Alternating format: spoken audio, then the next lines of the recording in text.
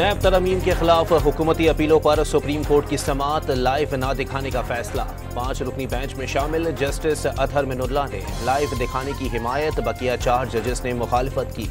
Army chief की ज़ेर सदारत फॉर्मेशन कमांडर्स कॉन्फ्रेंस। मुल्क के वसीतर मफाद में 9 मई के मनसूबा साजों और सहूलतकारों को इंसाफ के कठेरे में लाने पर जोर। District and session courts Islamabad ने थाना शहजाद टाउन में दर्ज 9 मई के 2 मुकदमात में नाकाफी शवाहिद की बुनियाद पर बानी PTI को बरी कर दिया।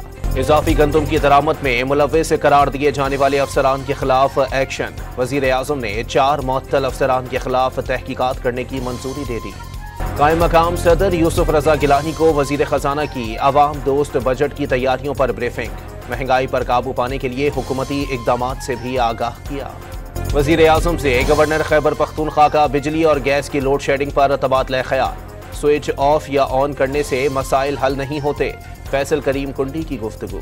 लाइन लॉसेस वाले इलाकों में बिजली बंद करने से नुकसान मजीद बढ़ जाएगा। लोड शेडिंग के खात्मे के लिए हर मुमकिन इकदाम कर रहे हैं। वजीर तवानाई उवैस लगारी की प्रेस कॉन्फ्रेंस। कराची के इलाके शेरशाह में पानी और बिजली की बंदिश पर मकीनों का एहतजाज। मुजाहिरीन ने दोनों सड़कें बंद कर दी, बदतरीन ट्रैफिक जाम हो गया। MQM के रहनुमाओं की वजीर आजम के साथ आज अहम बैठक होगी। बजट में कराची को ज्यादा से ज्यादा हिस्सा देने का मुतालबा किया जाएगा। हुकूमत सिंध का स्टील मिल्स बहाल करने और खाली इराजी पर एक्सपोर्ट प्रोसेसिंग जोन कायम करने का फैसला। कराची को हब कैनाल से पानी की तरसील बढ़ाने की मंजूरी दे दी। आज़रबाईजान पाकिस्तान के साथ मुख्तलिफ शोबों में शराकत दारी का ख्वाहिशमंद। दोनों ममालिक के दरमियान तिजारत में मौक़े मौजूद हैं। पाकिस्तान और आज़रबाईजान वज़ीर ख़ारजा की प्रेस कॉन्फ्रेंस। दूर दराज इलाकों में इंटरनेट की फराहमी का ख्वाब पूरा होने के करीब।